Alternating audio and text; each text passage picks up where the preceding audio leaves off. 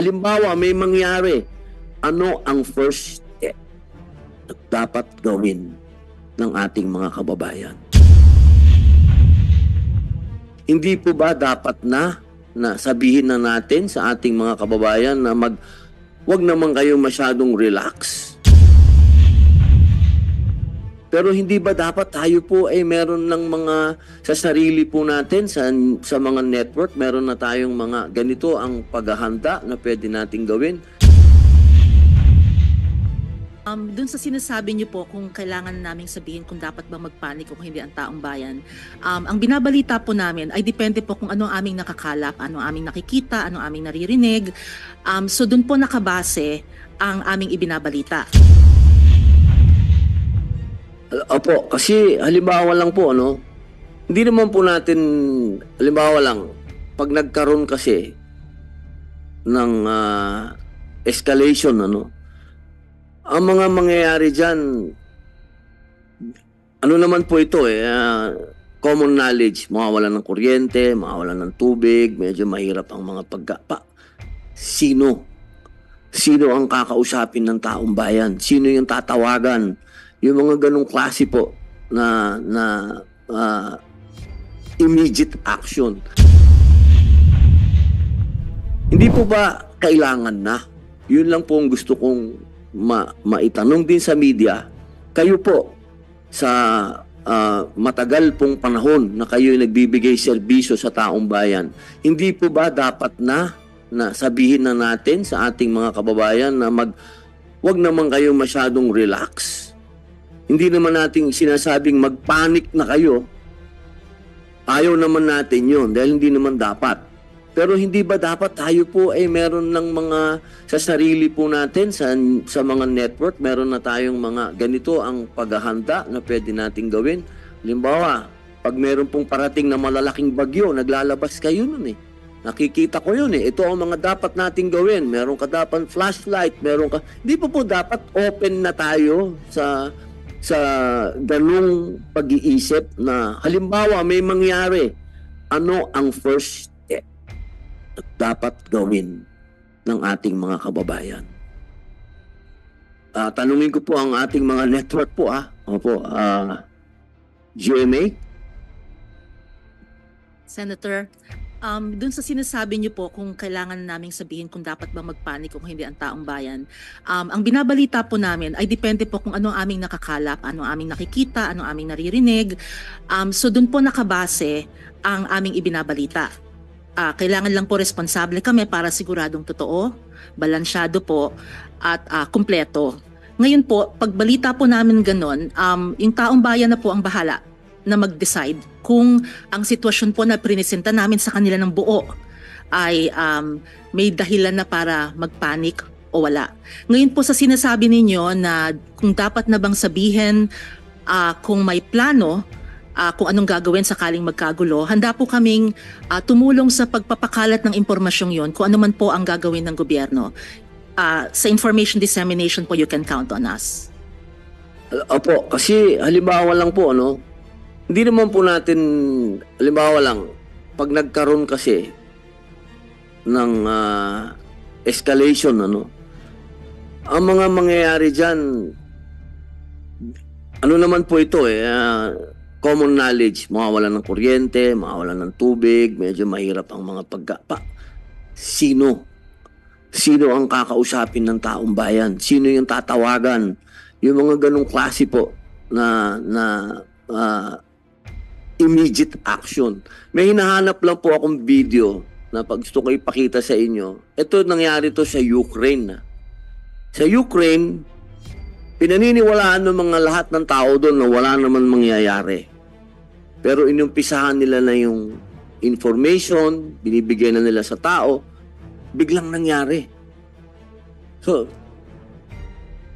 nakatulong ng malaki sa mga bata na nabigyan sila kagad ng paunang kung ano yung mga dapat nilang gawin. Yung mga ganun po ba. Pero hindi natin gusto yan Wala akong sinasabi na gusto natin. Ang gusto lang natin to save lives. Kasi pag ang isang taong handa, sigurado masasagip niya yung buhay niya at baka makasagip pa siya ng ibang buhay. So yun po ang posisyon ng GMA. Kung ano po ang sasabihin ng gobyerno, handa po kayong sumunod.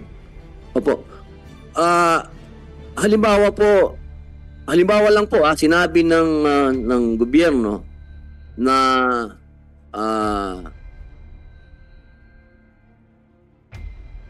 nagbigay sila ng guidelines sa inyo na ito ang gagawin natin pero wala naman silang budget. Gagastusan po ba ng network? Halimbawa po, paano ang evacuation? Yan, evacuation. Pagka merong halimbawa lang po, may sumabog dyan. Paano ang evacuation? Wala silang binigay na budget pero kailangan yung gumawa ng video. Tapos i-guide kayo ng armed forces kung paano yung gagawin ng tao. Gagawin po ba ninyo kahit walang budget? Sa news po, bahagi po yan ng aming responsibilidad na sabihin o ipaalam sa taong bayan kung ano po ang kanilang dapat gawin, yung mga evacuation plans po in times of emergency.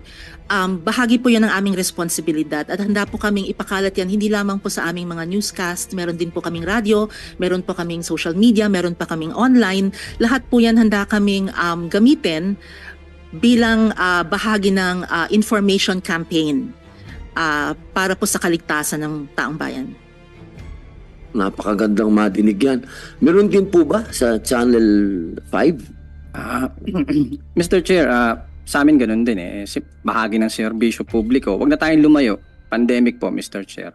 Naasahan po ang media sa pagpapakalat ng tamang impormasyon para tugunan ko ano man yung naging problema natin nung pandemic. Hindi perpekto ang media, pero sa kabila nito, nagsusumikap siya na ayusin yung sistema niya para pagandahin, palawakin yung pagpapalaganap ng tamang impormasyon kasi bilang bahagi ng serbisyo publiko po namin.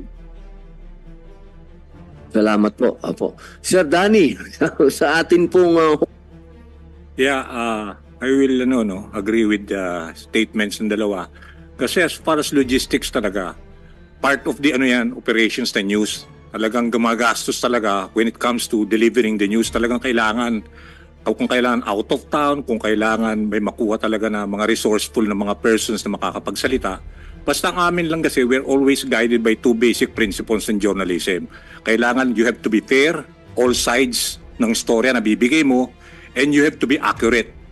Kaya tayo dumadaming fake news kasi ngayon with the advent of social media, napakadami na ngayong instant journalist na masasabi natin na somehow nagagamit ng iba, di ba, to propagate negative news. So ngayon, ito yung kailangan nating bantayan na we have to be careful in sharing whatever yung news link na lumalabas sa mga news. Hindi mo kailangan kasi pwede naman i-vet pwede mo naman suriin na mabuti kung tama yung balita kasi may mga Google naman makikita mo naman kung at saka in my case I've been in the industry for many years. Tinitignan ko lagi kasi kung reliable yung news organization na source ko. Talagot, i-double check ko kung talagang okay yung source na binibigay sa akin. So ganun, we're always guided by those principles at saka dino-double check ng mga reporters namin kung talagang tama yung balita before we follow up on that particular story. Kayo po ang bandera ng government channel. Matagal ho ako nag-iisip kasi importante na sasabihin ko. Gusto ko pong sagutin yung tanong nyo sa dalawang pamamaraan po.